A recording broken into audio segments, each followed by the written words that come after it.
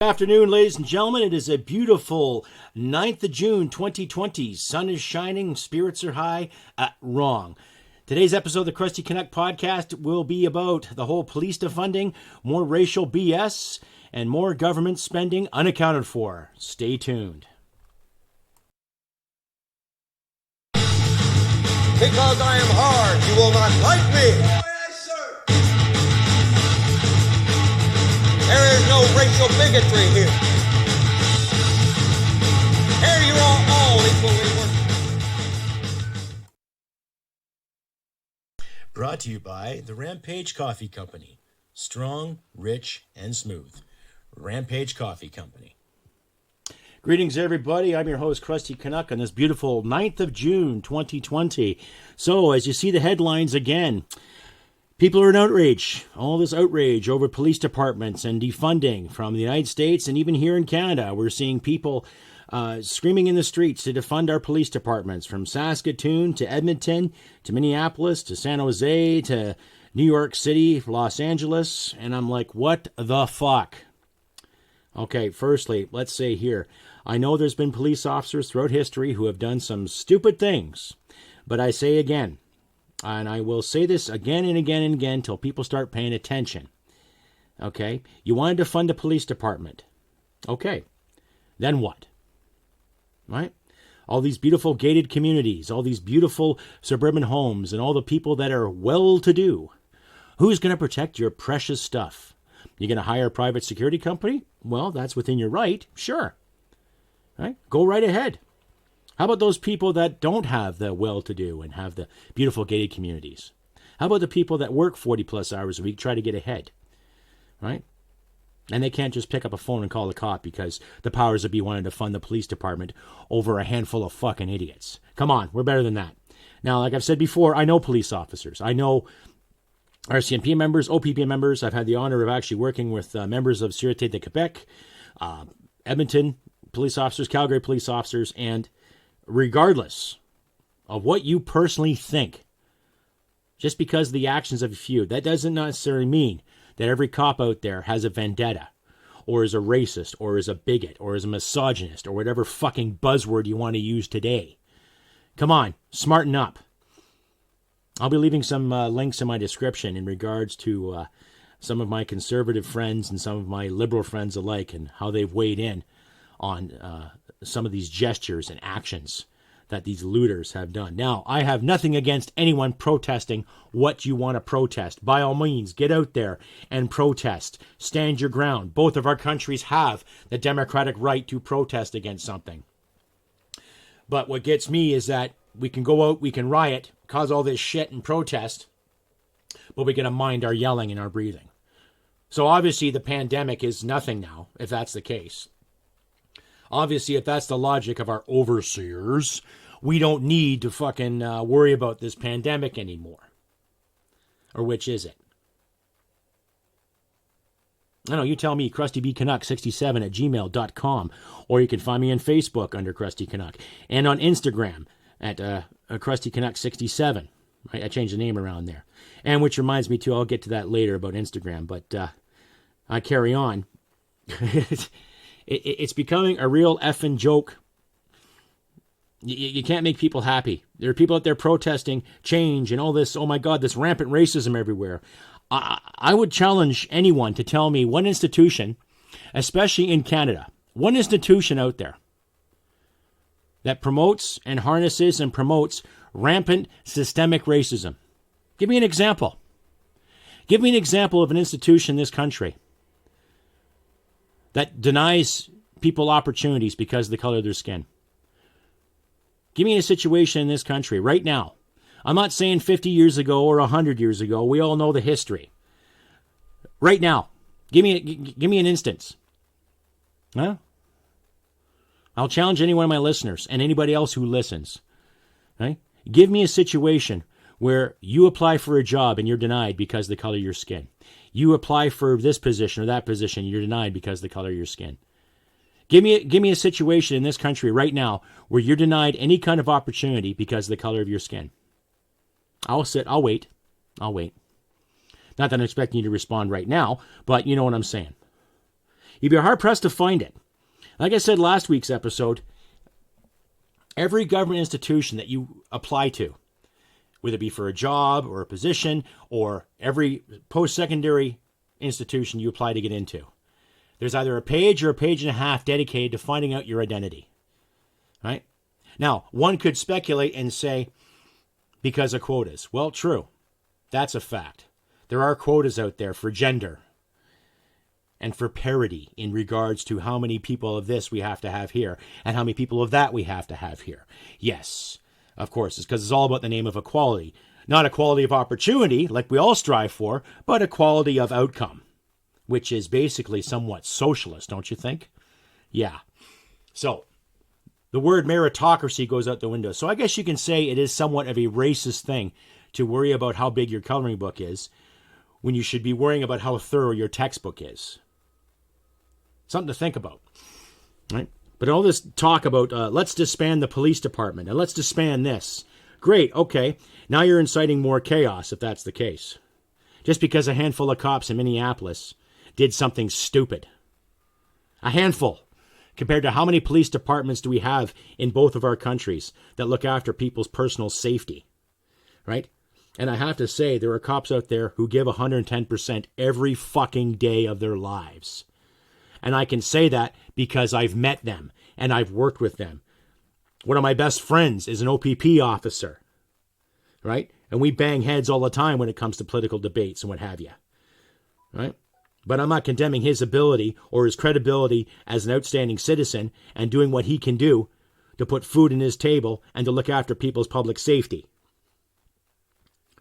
And I'm not questioning any police officer's integrity when it comes to doing the right thing either. Right?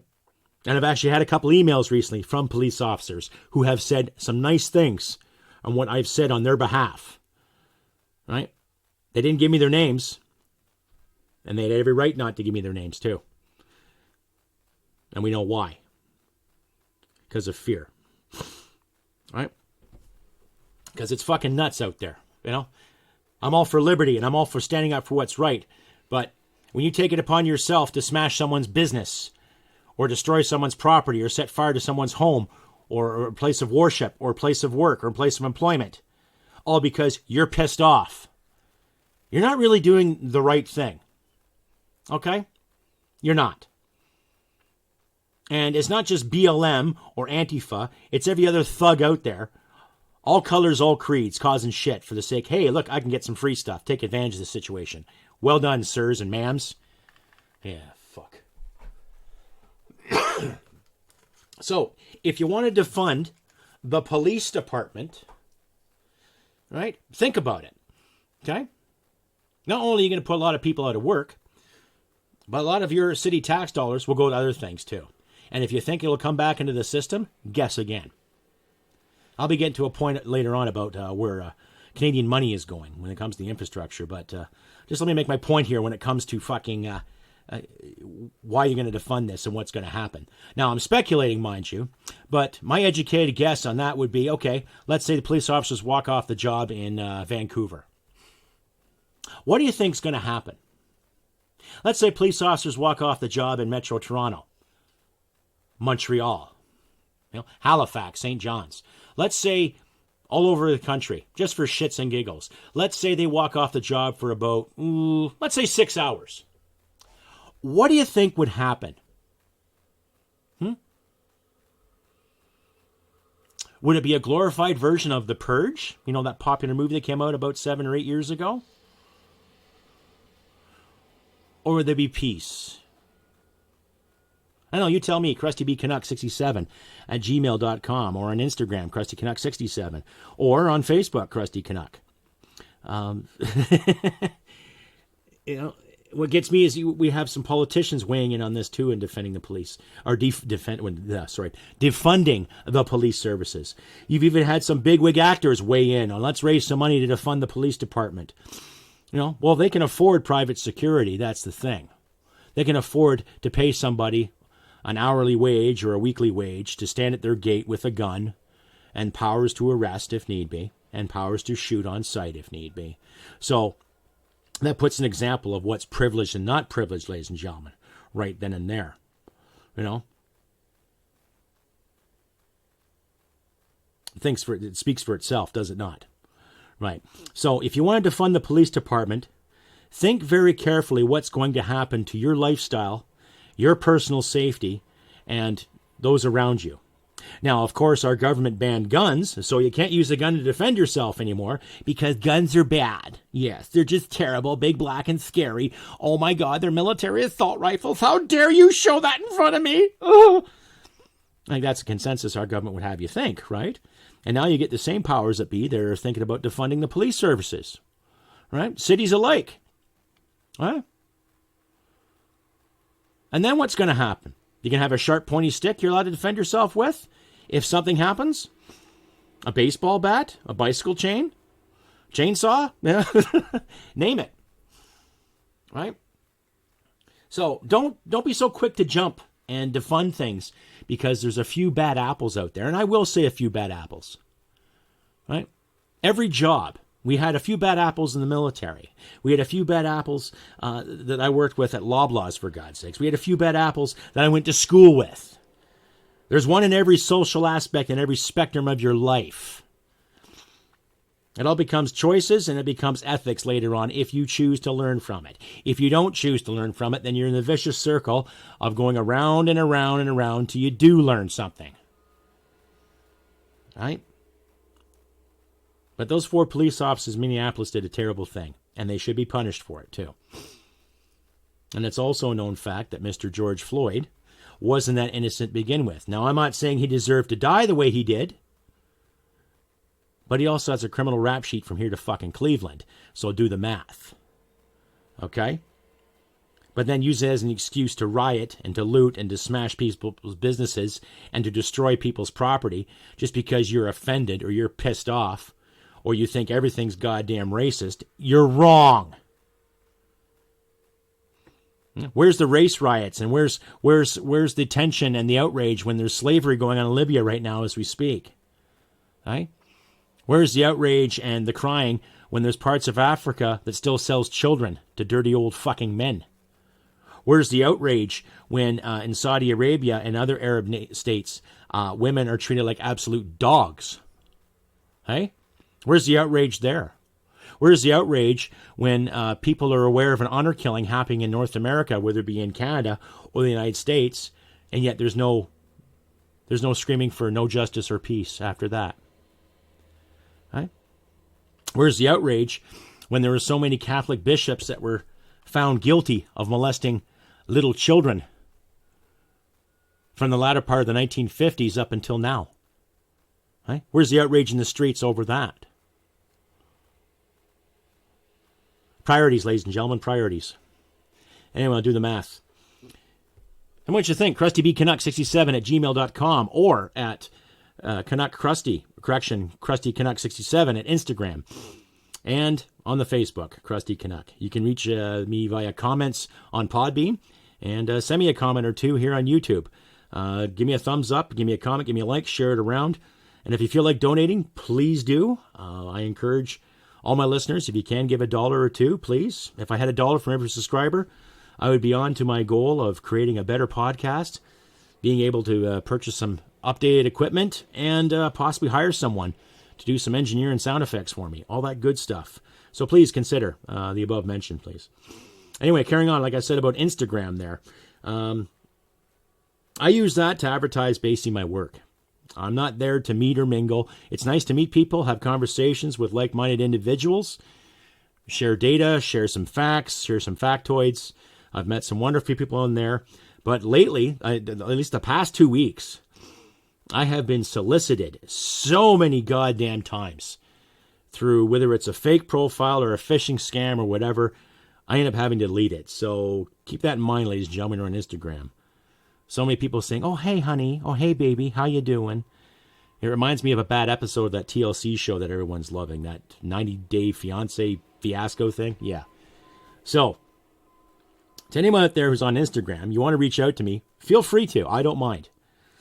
But I'm a happily married man. I'm not interested in rendezvousing or loving or playing the fucking let's see you game. If you want to talk to me, by all means. I try to be an open book as best as I can. But if you're going to solicit me, sit there and say, well, I need money for a phone. Well, bullshit. I don't need that. I'm not buying that scam. Whether it's young men or young ladies playing the part, whatever, get a life, get a grip, get a job. Buy yourself a new fancy phone by getting out there and fucking working for it. Shit simple. Right? So all the fishers out there, I'm not going to buy it. Sorry. So that's my spiel on that. Anyway, carrying on with the whole frickin' infrastructure issue that's been happening there. I'll leave some links to Pierre Poilievre, the finance critic for the Conservative Party here in Canada. Basically not speculating, he's basically making a point that there are about 20,000 jobs unaccounted for and about $5 billion plus or more that's not being accounted for when it comes to this budget, when it comes to actual money allotted for the so-called infrastructure projects that are supposed to be happening in Canada. Now, I'm going to speculate myself here. We all know the Liberal government has not been fair to the Canadian taxpayer. They never have been, right? Since 2015. Since when I mentioned last few episodes about people getting double taxed or being quote unquote reassessed for the sake of, doing their fair share, right? The tune of $5 million is quite a bit of money not being used in Canadian infrastructure projects. And we've all seen major highways in this country. I can tell you Highway 14 needs some work. Highway 20 in Quebec City needs some work.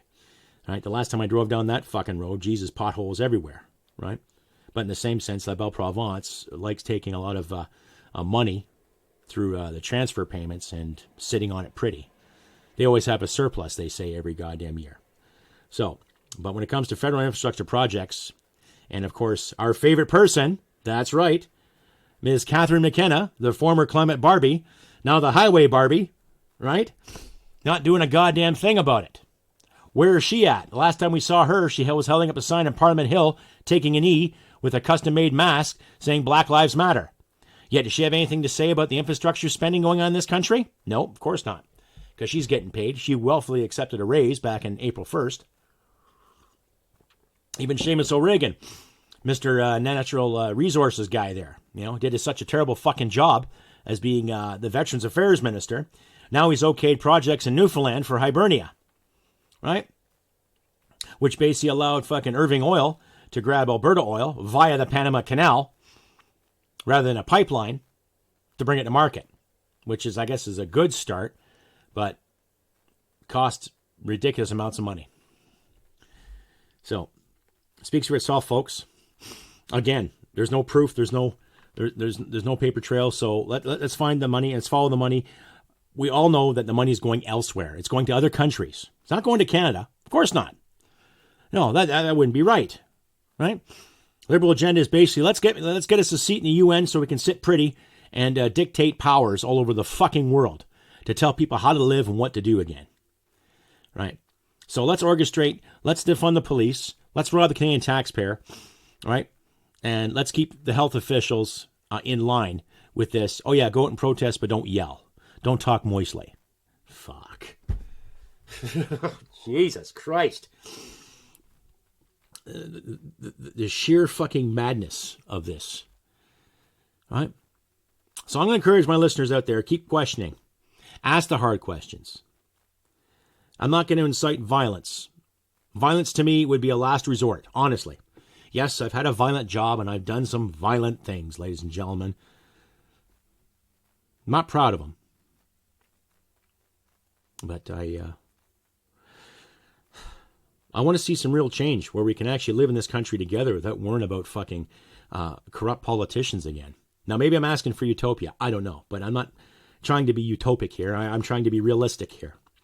What happened to the days where we had politicians that actually stood up for something rather than their own fucking paychecks? What happened to leadership where people were excited to meet a member of parliament or excited to meet a member of the MLA or a provincial parliament where you actually were asking a good question and you got a solid, honest answer, right? Without being phone called twice or 4 times a month to solicit funds, where you're not being harassed by people on who you vote for.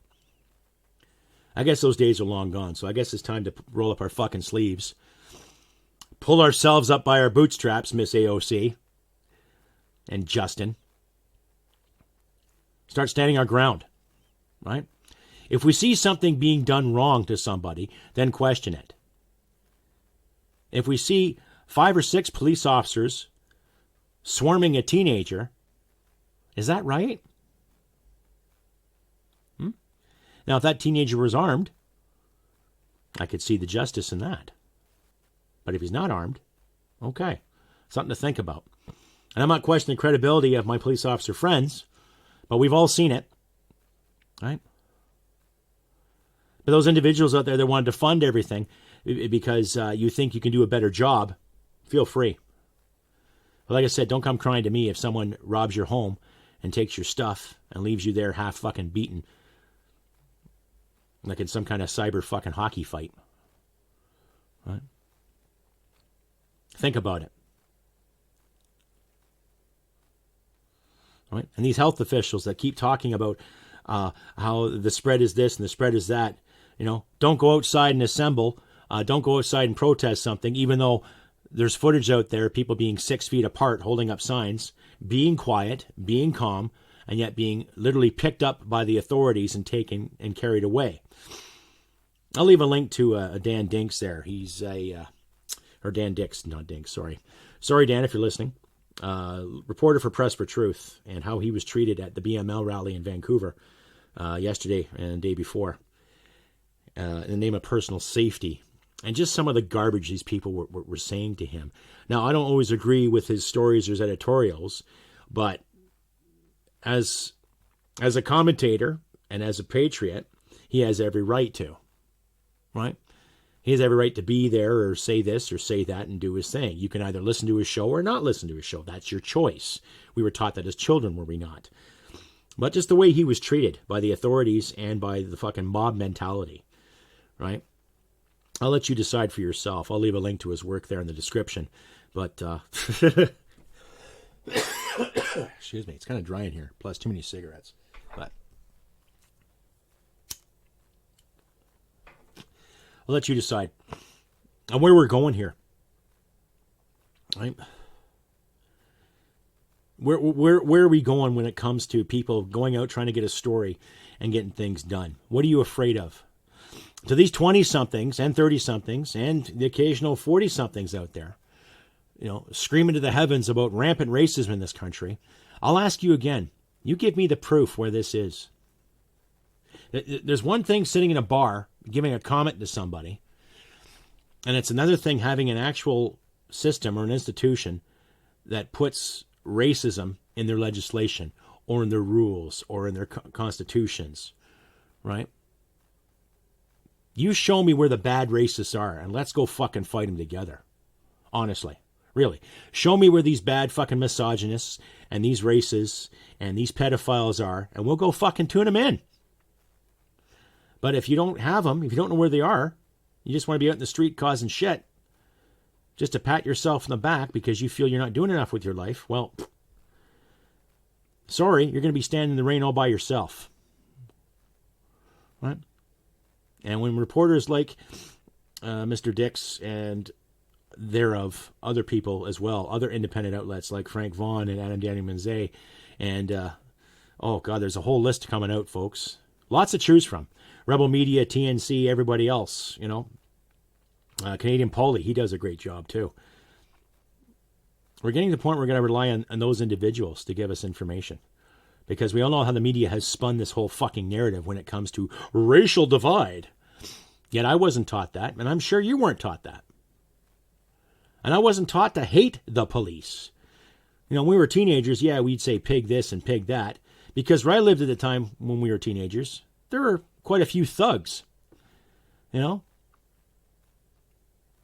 cop wouldn't think twice about picking up a teenage boy, throwing him against the cruiser if he was caught drinking a Mickey of whiskey or some sort. Right? But that was the time. Right? You'd be hard-pressed to see that now. Right? But I don't hate police officers. I hate corrupt politicians. I think a lot of them are fucking slimy. Especially politicians that want to take away your personal liberties. especially politicians that want to put forth legislation that say, okay, it's okay to protest here and protest there, but you can't go out and say this or say that. Right? Fucking overreach everywhere, every aspect of government. You know? We are forgetting how to actually promote people based on their merits. Instead, we have to promote people based on their vaginas or their penises or how they identify. Right? We're not promoting the value of women because we believe a lot of ladies have what it takes. We're promoting the value of women because they're women.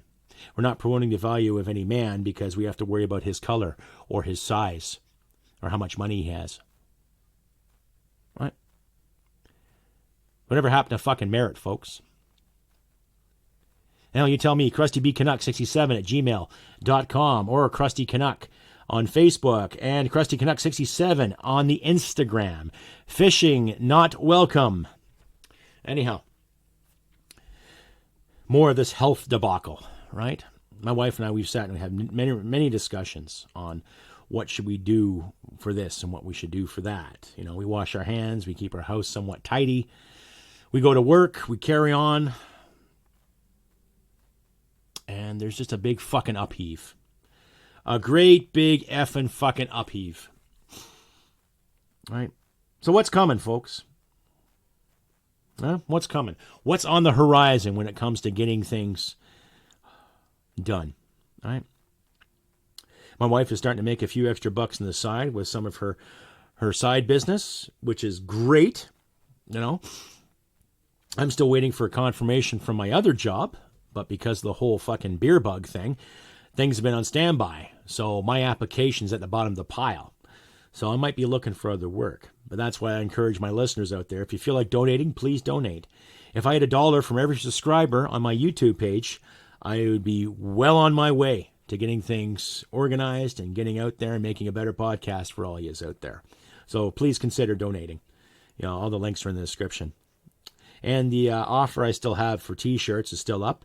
If you commit a $5 or to $10 donation every month, you can get a free T-shirt of your choice from my Teespring line. So please consider. And I do give 30% to the Veterans Association Food Bank out of Calgary. Excuse me. Oh, pardon me. Right? They're a great little association down in Calgary. They help veterans out with food.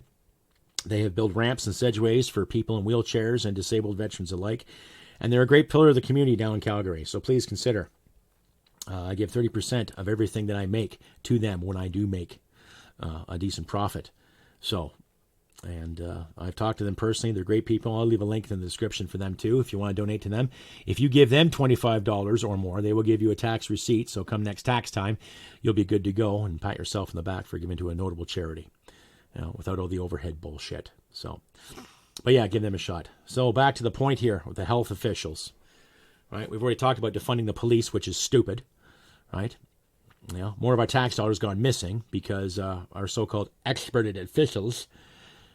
You know, I think the money's going to China. You know, that's my best guess. I think that money is going to Red China to make them feel good and to keep Justin and his Mr. Zing Zing whatever in fucking bed together.